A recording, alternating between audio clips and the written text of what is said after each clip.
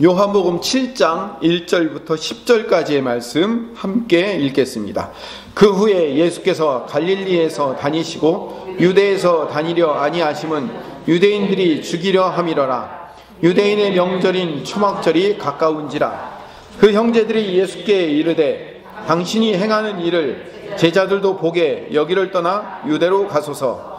스스로 나타나기를 구하면서 묻혀서 일하는 사람이 없나니 이 일을 행하려 하거든 자신을 세상에 나타내소서 하니, 이는 그 형제들까지도 예수를 믿지 아니함이러라. 예수께서 이르시되 내 때는 아직 이르지 아니하였거니와 너희 때는 늘 준비되어 있느니라. 세상이 너희를 미워하지 아니하되 나를 미워하나니 이는 내가 세상의 일들을 악하다고 증언함이라. 너희는 명절에 올라가라. 내 때가 아직 차지 못하였으니 나는 이 명절에 아직 올라가지 아니하노라. 이 말씀을 하시고 갈릴리에 머물러 계시니라. 그 형제들이 명절에 올라간 후에 자기도 올라가시되 나타내지 않고 은밀히 가시니라. 아멘. 길고 길었던 요한복음 6장은 이제 지난주로 끝나고 오늘부터 요한복음 7장으로 넘어가게 됐습니다. 요한복음 6장이 좀 깁니다. 절수도 71절까지 되어 있고 그 내용도 깊이 있고 중요하기 때문에 오랜 시간 6장을 가지고 말씀을 전했습니다. 6장을 한마디로 요약을 하면 오병이어의 표적을 보여주시고 그 표적을 보여주신 이유를 설명하는 것이 요한복음 6장의 이야기입니다. 오병이어의 표적의 의미는 예수님께서 세상에 떡을 주러 오신 분이 아니라 생명의 떡을 부추러 오신 분이며 예수님 자신이 생명의 떡이다. 이게 요한복음 6장의 이야기예요. 더 압축해서 줄이면 예수님은 당신이 생명의 떡이기 때문에 당신을 주기 위해서, 즉 십자가 지기 위해서 우리의 생명의 떡으로 오신 분이다. 이걸 설명한 것이 요한복음 6장의 이야기입니다. 그런데 오늘 이제 7장 1절로 넘어와서 유대인들이 예수님을 죽이려고 그래요. 7장 1절 밑에 봅시다. 유대인들이 죽이려 함이러라. 예수님을 유대인들이 죽이려고 하기 때문에 예수님이 갈릴리를 떠나지 못하시고 유대 땅 예루살렘에 못하시고 계시는 거예요. 무리들과 제자들은 6장에서 생명의 떡을 얻으려고 예수님을 따른 게 아니라 세상의 떡을 먹으려고 예수님을 따랐는데, 예수님은 자신이 생명의 떡이다 하고 영적인 이야기만 하시니까 그 말씀이 어려운 거예요. 그 말씀을 가지고 수군거릴 수밖에 없는 거예요. 지난주 이야기죠. 그래서 예수님의 말씀이 오히려 걸림돌이 되었어요. 그래서 결국 예수님을 쫓아다니던 그 무리들과 제자들이 떠나게 된 거예요. 6장 66절 말씀을 읽어봅시다. 지난주 말씀이에요. 같이 읽읍시다. 그때부터 그의 제자 중에 많은 사람이 떠나가고 다시 그와 함께 다니지 아니하더라. 그래서 67절에 보면 예수님이 제자들을 향해서 너희도 가려느냐, 12제자를 향해서 그렇게 얘기를 하는 겁니다. 심지어 6장 71절에 보면 이미 예수님을 팔 사람까지 등장을 하고 7장 1절로 넘어와서 이제 예수님을 떠나가는 것뿐만 아니라 그 예수님을 죽이려고 하더라는 거죠. 한번 생각을 해보세요. 예수님이 유대인들에게 많은 기적을 보여주었어요. 도시락 하나 가지고 남자만 5,000명을 먹이는 어마어마한 기적을 행하고, 죽은 나사로도 살리고, 안진뱅이 된 자, 태어날 때부터 눈먼 자들을 일으키시고 병자들을 고치고 귀신을 쫓아내는 그 놀라운 일들을 행하셨는데도 불구하고 그 예수님을 왜 떠나고 왜 예수님을 죽이려고 할까요? 왜 예수님을 배척하려고 할까요? 그 이유가 뭐예요? 아니, 기적을 행하고 좋은 것을 주었는데도 불구하고 왜 그 사람을 미워하고 그분을 배척하고 그분을 죽이려고 하냐 이거죠. 그 이유는 자기들이 원하는 왕, 자기들이 원하는 메시아가 아니기 때문에 그런 거예요. 이유는 분명해요. 자기들에게 떡을 주기를 원해요. 자기들의 필요를 채우기를 원하는 거예요. 그래서 왕으로 삼으려고 하고, 그래서 메시아로 삼으려고 했는데, 빌라도 법정에서 채찍 맞고 서 있는 그 예수님을 십자가에 못 박으라고 할 수밖에 없는 이유는 저런 능력 없는, 우리에게 아무것도 줄 수 없는 메시아는 필요 없다는 거예요. 우리가 왜 종교 행위를 하냐면 내게 뭔가 필요하기 때문에 그 종교 행위를 하거든요. 나에게 이익을 얻고 내가 뭔가 좋은 것을 얻기 위해서, 나의 기도가 응답되고, 그래서 내가 그 종교를 따라갔는데 그 종교가 나에게 아무것도 해주지 않는다고, 내게 기도 응답을 안 해준다고 얘기해보세요. 그럼 그런 종교들은 필요 없다고 생각하겠죠. 예수님을 쫓아다녔던 무리는 결국 예수님을 이용해서 이 세상의 능력과 힘과 필요를 채우기를 원했는데, 예수님이 나는 그런 세상의 떡, 세상의 필요를 채우기 위해서 이 땅에 온 게 아니라 생명의 떡을 주기 위해서 내가 생명의 떡이고 나를 너희에게 주려고 한다. 내가 십자가에 죽는 것이 너희들에게 생명의 양식을 주는 방법이다 라고 얘기하니까 그게 걸림돌이 되는 거예요. 그래서 저런 메시아는 필요 없어. 난 저런 왕으로 섬기려고 안 해 라고 예수님을 배척하고 오히려 예수님을 죽이려고 했던 거예요. 그 예수님을 왕으로 쫓아다니고 왕 삼으려고 했던 그 무리가 예루살렘에 가서 예수님이 빌라도 법정에 서 있자 그 예수님을 십자가에 못 박아서 했던 그 무리가 그 사람들이에요. 전혀 다른 사람이 아니라고요. 왕을 삼으려고 했던 이유는 저 양반을 왕으로 삼으면 내게 뭔가 이익이 있을 거다라고 생각해서 왕을 삼으려고 했는데, 아니 빌라도 법정에 서 있는 초라하고 능력 없어 보이는 그런 메시아, 그런 왕을 내가 저 사람을 왕으로 세우려고 했단 말이야? 저런 인간은 필요 없어. 십자가에 못 박아버려 라고 얘기를 한 거란 말이에요. 예수님같이 자기들의 필요를 채우지 못하는 메시아는 필요 없다고 생각하는 거예요. 그래서 모든 종교는요, 자기들의 필요와 이익을 위해서 만들어진 게 종교예요. 내게 뭔가 얻는 유익이 있기 때문에 종교를 만들었거든요. 엄밀하게 말하면 기독교는 종교가 아닙니다. 왜 기독교가 종교가 아니면, 기독교는 내가 뭔가를 얻기 위해서 믿는 것이 아니라 창조주시며 전능자이신 하나님을 위해서 내가 존재하기 때문에 믿는 거예요. 전혀 다른 거예요. 그래서 유대인들의 모든 종교 행위는 결국 하나님을 위한 것이 아니라 자기들을 위한 행위일 뿐이라는 사실이 드러나는 거예요. 그래서 2절로 넘어가면 유대인의 명절인 초막절이 가까웠다고 얘기를 해요. 근데 여기 보면 유대인의 명절이라고 얘기해요. 그냥 초막절이라고 얘기하면 되는데 유대인의 명절이라고 한 이유가 뭘까요? 왜 유대인의 명절이라고 얘기할까요? 유대인 거니까. 유대인들이 자기들의 이익을 위해서 만들어 놓은 절기예요. 하나님이 지키라고 하나님을 위해서 만들어 놓은 절기인데 자기들의 절기로 바꿨어요. 그래서 요한복음에 보면 유대인은 늘 예수님을 반대하는 자들을 유대인이라고 얘기하거든요. 요한복음에서만큼은. 자기들을 위해서 종교를 이용했고 예수님을 이용했다가 예수님이 자기들이 원하는 것들을 가져다 주지 않는 메시아라는 것을 알고 무리들이 떠나고 제자들이 떠나고 다 떠나는 거예요. 배반하고 배신하고 예수님을 죽이려까지 달려드는 거예요. 근데 3절에 보면 예수님의 형제들조차도 이제 예수님을 멀리하게 되고 배척하게 되는 거예요. 예수님의 형제들이 이렇게 얘기합니다. 3절에 당신이 행하는 일을 제자들도 보게 여기를 떠나 유대로 가소서라고 얘기합니다. 이 초막절이 되면 6월절도 마찬가지지만 1년에 3번 모든 유대인들이 모여서 하나님을 만나 예배하는 것이 그게 초막절이에요. 그 초막절 절기가 되면 유대인 남자라는 남자들은 다 모여야 돼요. 그러니까 당신이 진짜 메시아라면 이 시골 갈릴리 총구석에 있지 말고 유대 예루살렘으로 가야 되는 거 아니냐. 가장 많은 사람들이 모이는 그 땅으로 가서 네 자신을 드러내고 나타내야 되는 거 아니냐라고 얘기하는 거죠. 그리고 4절에 같이 읽읍시다. 스스로 나타나기를 구하면서 묻혀서 일하는 사람이 없나니 이 일을 행하려 하거든 자신을 세상에 나타내소서 하니, 이 말은요, 그 예수님의 동생들이 형님인 예수님을 위해서 하는 말이 아니에요. 형님 이렇게 묻혀있지 말고 나가서 사람들에게 당신이 하시는 그 좋은 일을 알려야 되는 거 아닙니까? 라고 형님을 위해서 하는 얘기가 아니라 형을 비꼬고 있는 이야기예요. 자기가 이 땅을 구원하러 온 메시아라는 사실을 알리고 싶으면 이 갈릴리 시골 바닥에 있지 말고 세상에 나타나서 당신을 알려야 되는 거 아니냐. 왜 여기서 이러고 있냐? 라고 얘기하는 거예요. 그러니까 당신이 행하는 일들을 유대에 있는 당신의 소문을 듣고 당신이 얼마나 기적과 능력을 많이 행하는가를 기대하고 있는 그 사람들이 볼 수 있도록 이 시골 바닥을 떠나서 유대로 가서 당신의 뜻을 좀 펼쳐봐라 라고 얘기하는 거예요. 지금 사실은 1절 4절의 말이 예수님 형님을 비꼬고 있는 말이에요. 예수님의 동생들이 지금 한 말은 예수님 형을 향해서 충고하고 있는 거예요. 세상의 방법으로 나타내서 하나님의 일을 해보라는 거예요. 이 시골 총구석에서 무슨 하나님의 사람이라고 나타낼 수 있냐? 많은 사람이 있는 곳으로 가라. 보다 유명한 곳으로 가라. 보다 큰 기적을 행해라. 동생들이 그렇게 얘기를 하는 거죠. 이 세상의 방식이거든요. 세상의 방식대로 자기를 한번 드러내보라는 거예요. 세상 사람들한테는 당연하죠. 여러분, 세상에 나가려면 어떻게 해야 돼요? 유명한 사람이 돼야 되잖아요.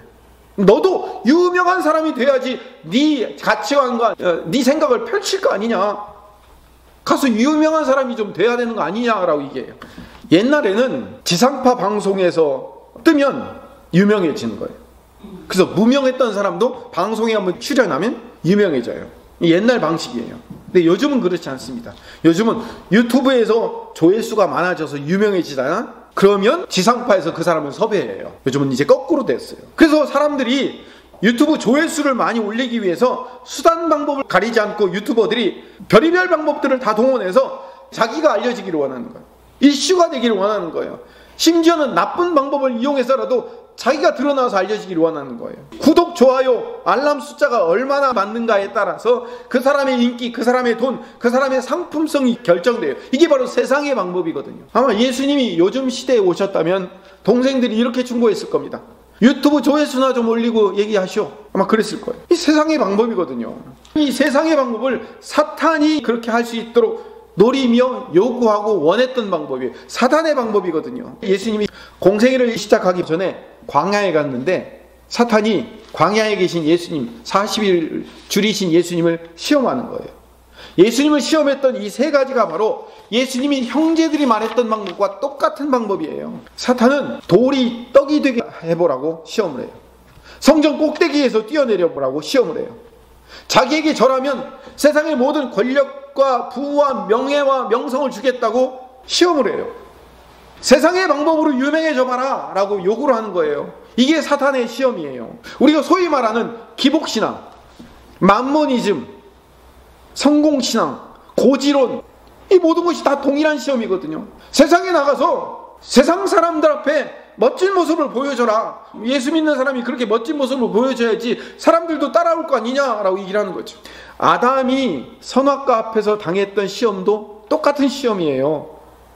아담과 하와가 선악과를 따먹을 때 어떻게 시험을 받았어요? 그 선악과를 보면서 먹음직도 하고 보암직도 하고 지혜롭게 할 만큼 탐스러운 그런 인생을 살아보라고 뱀으로 변한 사탄이 욕을 했거든요. 먹음직도 하고 보암직도 하고 지혜롭게 할 만큼 탐스러운 열매. 이 세상의 열매인 거예요. 요한일서 2장 16절을 한번 읽어봅시다. 이는 세상에 있는 모든 것이 육신의 정욕과 안목의 정욕과 이생의 자랑이니 다 아버지께로부터 온 것이 아니요 세상으로부터 온 것이라. 육신의 정욕, 안목의 정욕, 이생의 자랑. 이게 바로 먹음직도 하고 보암직도 하고 지혜롭게 할 만큼 탐스러운 열매예요. 이게 바로 예수님이 당했던 세 가지 시험. 돌을 떡이 되게 하고 성전 꼭대기에서 뛰어내리고 자기에게 절하면 명예와 권성, 부를 주겠다는 이 세 가지 시험이 똑같은 이야기를 지금 반복해서 얘기하고 있는 거예요. 예수님의 형제들이 지금 예수님을 비꼬며 충고하고 있는 내용이 뭐냐면 세상의 방식으로 좀 유명해 봐라 라고 요구하고 있는 거죠. 그렇게 하는 이유가 뭐라고요? 5절 보니까 그 형제들까지도 예수를 믿지 아니함이라.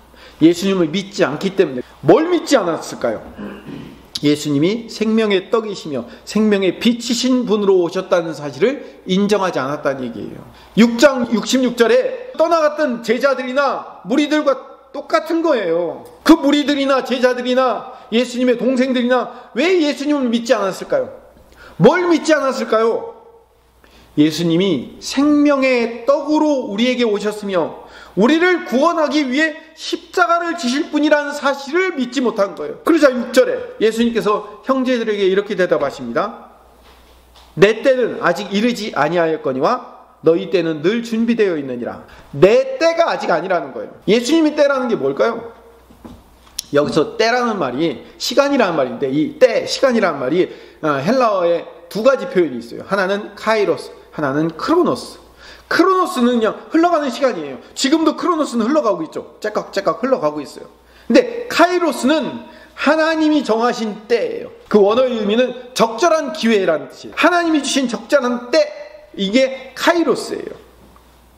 하나님의 때 카이로스는 하나님이 계획하신 어떤 특정한 지점을 의미합니다. 근데 크로노스는 그냥 흘러가는 시간이에요. 여기서 내 때라고 했을 때 내 때는 카이로스예요. 하나님이 지정하신 그 때가 아직 안 되었기 때문에 나는 세상에 나를 드러내지 않겠다는 거예요. 예수님의 카이로스, 예수님의 때는 언제일까요? 십자가의 때죠. 하나님께서 하나님의 방법으로 예수님을 보내주신 그때, 십자가를 말하는 거예요. 내가 아직 십자가 질 때가 아니기 때문에 내가 초막절에 가서 세상의 방법으로 나를 드러내지 않겠다라고 말씀하시는 거예요. 6절 후반절에 너희 때는 늘 준비되어 있느니라, 이 말은요, 너무 원어를 그대로 번역해놨기 때문에 잘 이해가 안 가는 건데, 너희 때는 늘 준비되어 있다는 얘기는 너희들은 아무 때나 해도 상관없다고 생각하겠지만, 이런 얘기예요. 너희들은 아무 때나 해도 상관없다고 생각하겠지만 나는 나의 때가 있기 때문에 그때만 내 일을 할 거다라고 말씀하시는 거죠.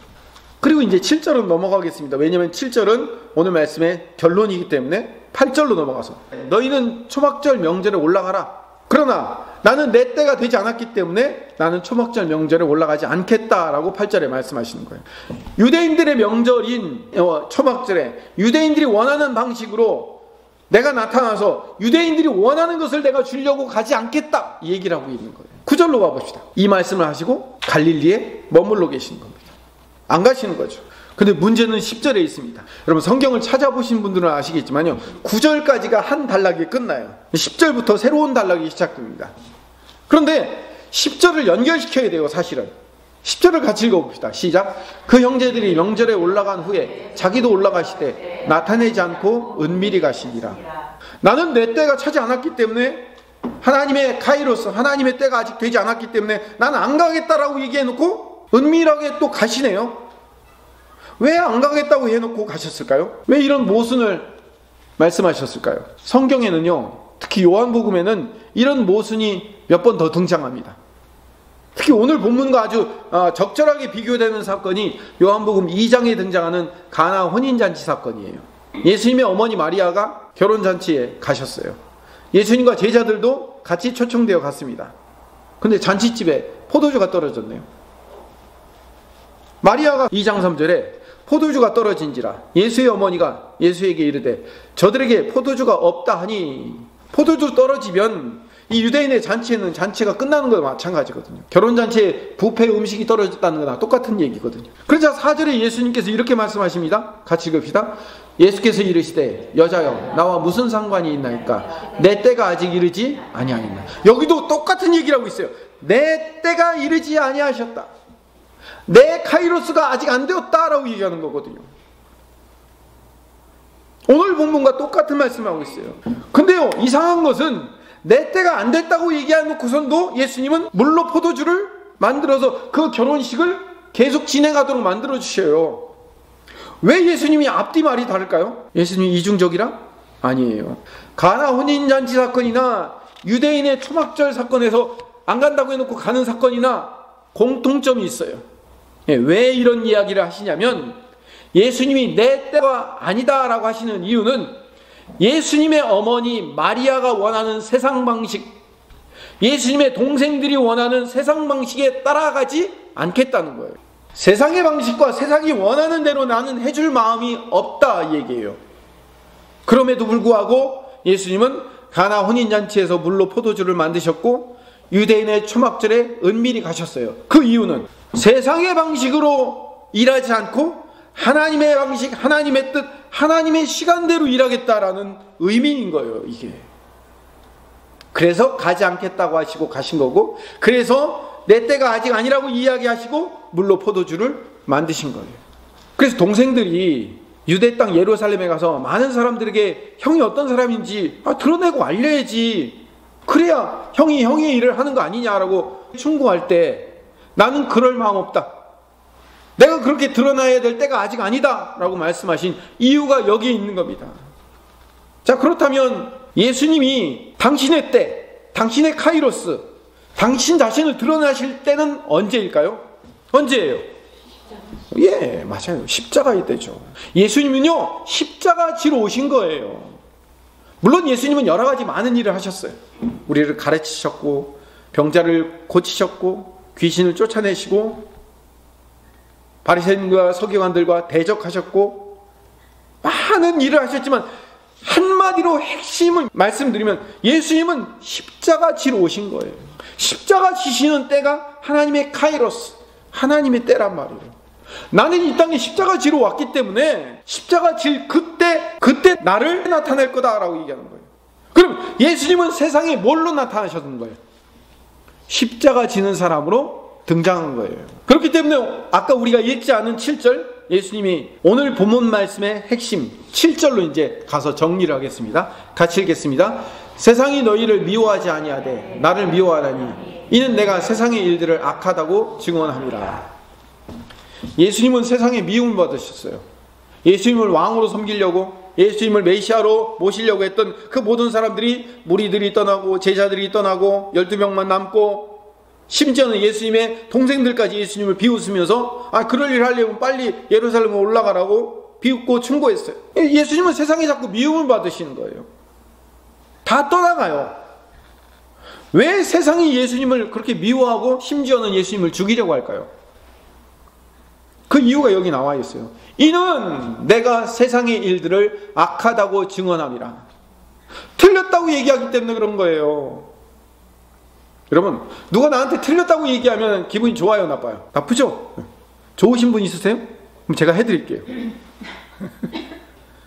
나보고 틀렸다고 하는 사람 치고 좋은 사람 아무도 없어요. 정말 내가 틀렸는데도 불구하고 나보고 틀렸다고 하면 싫은 거예요. 근데 예수님이 세상을 향해서 뭐라고 하면 너희들이 틀렸어, 잘못되었어, 세상의 방식은 잘못된 거야 라고 말씀하시기 때문에 세상이 예수님을 미워하는 거예요. 지금까지 얘기했지만 세상은 어떤 방식으로 일해요? 자기를 드러내고 자기를 나타내라고 얘기하거든요. 세상 방식으로 하나님의 일을 하라고 얘기해요.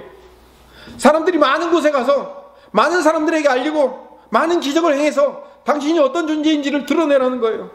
근데 예수님은 그 세상의 방식을 거부하고 세상의 방식으로 하지 않겠다고 말씀하시니까 세상이 예수님을 미워하는 거예요. 그래서 무리도 제자도 형제도 믿지 못하고 하나씩 다 떠나가고 조롱하고 비난하고 심지어는 미워하고 그들을 예수님을 죽이려고 하는 거예요. 세상은요, 세상의 방식대로 따라오기를 요구하고 있어요. 아까도 말했지만 세상을 지배하고 있는 이 사탄은요, 돌을 떡이 되게 하는 기적을 요구해요. 모든 사람이 보이는 예루살렘 성전 꼭대기, 예루살렘 성전 꼭대기에서 뛰어내린다는 것은 뭘 의미하냐면 지금 우리로 얘기하면 청담동 사거리, 명동 사거리 같은 곳에서 그 높은 건물에서 뛰어내리는데도 불구하고 천사가 딱 받쳐줘서 다치지도 않고 내려가는 그 모습을 그 많은 사람들에게 보여주라는 거예요. 마귀에게 절하면 세상에서 내가 얻을 수 있는 모든 부와 권력과 능력과 힘을 얻어서 세상에서 폼나게 살 수 있는 것을 보여줌으로 말미암아 하나님 믿는 것이 얼마나 대단하며 위대한가를 보여주라는 거예요. 세상 방식대로 보여주라는 거예요. 세상 꼭대기에 올라가서 야, 예수 믿으니까 잘 먹고 잘 사는구나, 그러니까 너도 예수 믿으면 세상에서 저렇게 잘 먹고 잘 살 수 있다는 것을 보여주는 모델로 너희들이 등장해 보라는 거예요. 근데 예수님은 그렇게 하지 않으시겠다는 거예요. 세상에 자기를 드러내고 자랑하는 방법으로 나를 드러내지 않겠다는 거예요. 그 세상 방식을 거부하고 나는 세상이 미워하는 십자가라는 방식으로 이 세상에 나를 드러내겠다라고 말씀하시니까 예수님을 세상이 미워할 수밖에 없는 거예요. 아까도 얘기했지만 예수님은 십자가 지기 위해서 이 땅에 오셨어요. 십자가의 삶이라는 것은 뭐냐면 성도들에게 영생의 삶이 무엇이며 그것은 이 땅에서 사랑하는 것이고 믿음을 가지고 사는 것이며 소망으로 살아가는 것이다 라는 것을 가르쳐 주는 거거든요. 그 영적인 삶의 의미를 가르쳐 주는 건데 우리도 세상의 방식이 좋지 하나님의 방식이 좋지 않아요. 우리도 예수님을 믿고 있으면서도 여전히 세상의 방식을 따라가기를 바란다고요. 가장 복음적인 동화가 뭐라고 그랬어요? 왕자와 거지라고 그랬죠. 왕자와 거지가 이 사복음서 이후에 가장 복음적이에요. 예수님이 우리 죄를 대신하여 거지의 옷을 입고 세상을 향하여 십자가로 밖으로 나가셨고 우리는 예수님의 의의 옷을 입고 하나님의 나라에 왕자와 공주로서 들어온 것, 그게 복음이란 말이에요. 그래서 거지가 예수님의 의의 옷을 입고 왕좌에 들어왔는데, 왕자의 자리로 들어왔는데 여전히 우리는 아직도 뭐가 남아있어요? 거지의 습성이 남아있는 거예요. 여전히 우리는 세상 방식대로 살기를 원하며 심지어는 종교 행위조차도 세상 방식대로 따라가기를 원하는 거예요. 양다리 걸치며 살고 있고요, 이중적인 삶을 살 수밖에 없는 거예요. 우리들이 잘 됐으면 좋겠어요. 우리 자녀들이 세상에서 잘 먹고 잘 사는 사람, 증명하고 보여주는 모델로 살면 좋겠어요. 기복주의적인 삶을 살았으면 좋겠고, 내가 세상에 고지에 올라가서 살면 좋겠어요. 마치 예수님의 동생들과 같은 마음을 가지고 사는 거예요. 일주일에 한 번씩 오는 건데 교회 오면 힘들고 어려운 세상에서 고생하고 살았는데 좀 소망이 있고 기쁨이 있는 너희들은 이 땅에서 복된 삶을 살 거다 라는 말을 듣고 가길 바랄 텐데, 저도 성경이 그렇게 쓰여 있으면 그렇게 좀 말하고 갔으면 좋겠는데, 성경은 우리가 세상의 방식대로 살지 말라고 쓰여 있는 거예요. 그래서 성경대로 가르쳐야 됩니다. 성경은 하나님의 방식대로 살라고 요구하고 있어요. 하나님의 방식이 뭔데요? 세상에 상급이 많이 없어도 주님 때문에 살 수 있으며, 주님 때문에 기쁘며, 주님이 내 인생의 복이라는 사실을 믿고 사는 것, 그게 세상의 방식과 다른 하나님의 백성의 삶인 거예요. 오늘은 종료주일이고요, 오늘부터 이번 주 토요일까지 고난주간이기 때문에 좀 더 세게 얘기하겠습니다. 종료주일은요, 예수님께서 예루살렘 성에 입성한 날을 기념하는 주일이에요. 그래서 예수님이 예루살렘에 입성할 때 호산나 호산나 백성들이 찬양하니까 호산나 하면서 이 땅을 구원하실 왕으로 찬양하는 날이다라고 해가지고, 그 종료주일에는 큰 교회에서는 성가대가 종료주일을 준비해서 미리 종료주일 찬양을 하는 그런 교회도 있어요. 예수님께서 예루살렘 성에 들어가실 때 백성들이 나와서 맞으며 종려나무 가지를 바닥에 꺾어서 깔고 자기 겉옷을 벗어서 길바닥에 까는 이유는, 영화제 같은 데 하면 뭐예요? 레드카펫을 깔죠. 그래서 주인공들이 그 레드카펫, 양탄자 위를 걸어 들어갔죠. 그런 것처럼 당신이 우리의 왕이 되시니 우리의 겉옷과 우리의 종려나무 가지를 깔아놨으니 이것을 양탄자 삼아 예루살렘으로 올라가서 저 로마 병정들을 물리치고 이 땅에 독립을 주시고 우리를 배뜨뜻하게 만들어 주시옵소서 라고 요구하면서 백성들이 외친 거예요. 새로운 왕, 새로운 메시아가 등극하고 자기들의 모든 필요가 채워질 것이라는 것을 기대하면서 종려나무 거지를 깔고 자기 겉옷을 깔았던 거예요. 쉽게 얘기하면 종려주일은 헛된 백성들이 예수님을 엉뚱한 자기들의 메시아인 줄 알고 섬겼던 날이에요. 가장 대표적으로 잘못된 날이 종려주일이에요. 로마 군대가 예루살렘을 점령하고 어떻게 들어간지 아세요? 총독이 백마를 타고 뒤에 많은 군대를 거느리고 예루살렘을 정복했어요. 근데 예수님은 어떻게 예루살렘 성에 입성하신지 아십니까? 예수님은 백마 타고 수많은 군사들을 거느리고 예루살렘 성에 입성한 게 아니라 새끼 나귀를 타고 입성하셨어요. 뒤에는 실제로 쫓아오는 사람은 12명의 제자들밖에 없었다고요. 아까 그랬잖아요. 무리들, 제자들, 형제들 다 떠났다고요. 그냥 나귀도 아니고 새끼 나귀를 타고 갔어요. 여러분, 장정이 새끼 나귀 타고 예루살렘 성을 들어간다는 것은요, 얼마나 우스꽝스러운 일인지 아십니까? 말이 아니에요. 나귀예요. 나귀에 타고 입성하는 것도 우스꽝스러운데 새끼 나귀예요. 장정이 새끼 나귀를 타고 들어가 보세요. 예루살렘 성을 들어갈 때 이렇게 언덕이에요. 그래서 예루살렘 성을 올라간다고 하는 것은 언덕을 올라가는 거예요. 새끼 나귀가 그 큰 장정을 태우고 가니까 비틀비틀할 거 아니에요. 그 비틀거리는 새끼 나귀를 타고 예루살렘 성을 들어가는 그 예수님의 모습이 얼마나 가분수냐고요. 제대로 들어가려면 어떻게 들어가야 돼요? 말을 타고, 그것도 하얀 백마를 타고 뒤에 군대를 거느리고 멋지게 입장을 해야 될 거 아니에요. 근데 예수님이 새끼 나귀를 타고 입성한 12명 데리고 입성하는 이유는 나는 세상의 방식으로 예루살렘에 들어가는 게 아니다라는 것을 증명하고 보여주는 거예요. 근데 세상 사람들은, 유대인들은 여전히 저 양반이 왕이 될 줄 알고, 저 양반이 메시아가 될 줄 알고 종려나무 가지 꺾고 자기 겉옷을 벗어 던지고 있는 거예요. 얼마나 모순이에요. 그 모순을 지금 보여주고 있는 날이 종려주일이에요.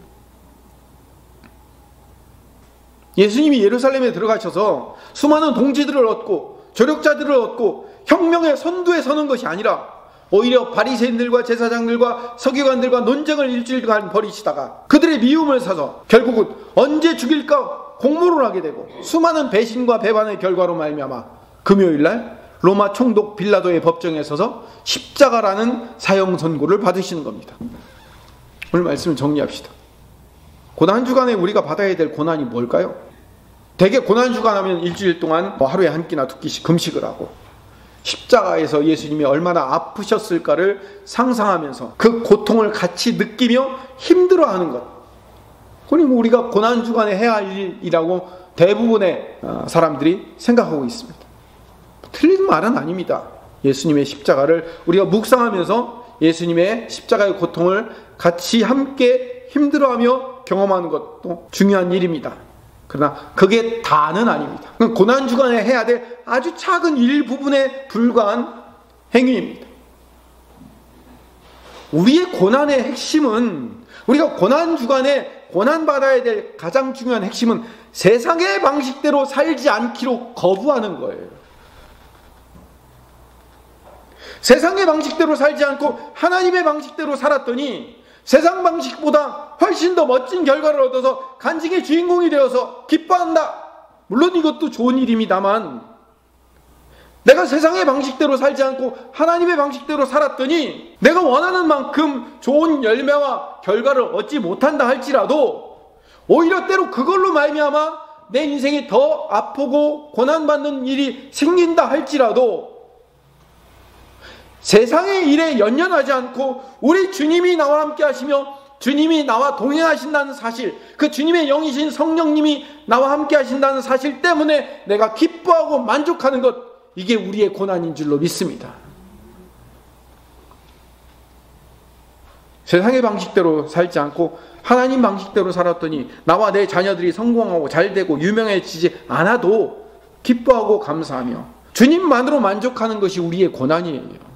히브리서 11장에 보면 수많은 믿음의 영웅들이 등장합니다. 그들은 믿음으로 나라들을 이기기도 하고 의를 행하기도 하며 약속을 받기도 하고 사자의 입을 막기도 하며 불의 세력을 멸하기도 하고 칼날을 피하기도 하며 연약한 가운데서 강하게 되기도 하며 전쟁에서 용감하게 되어 이방 사람들의 진을 물리치기도 하는 그런 놀라운 일들도 일으켰지만, 여자들은 자기의 죽은 자들을 부활로 받아들이기도 하며 또 어떤 이들은 더 좋은 부활을 얻고자 하여 심한 고문을 받되 구차히 풀려나기를 원하지 아니하였으며 어떤 이들은 조롱과 채찍질 뿐 아니라 결박과 옥에 갇히는 시련도 받았으며 돌로 치는 것과 톱으로 켜는 것과 시험과 칼로 죽임을 당하고 양과 염소의 가죽을 입고 유리하며 궁핍과 환난과 학대를 받았음에도 불구하고 그 일로 말미암아 감사하며 기뻐하며 이것이 주님과 함께 가는 길이라고 생각하고 믿음으로 살아가는 것, 이게 뭐예요?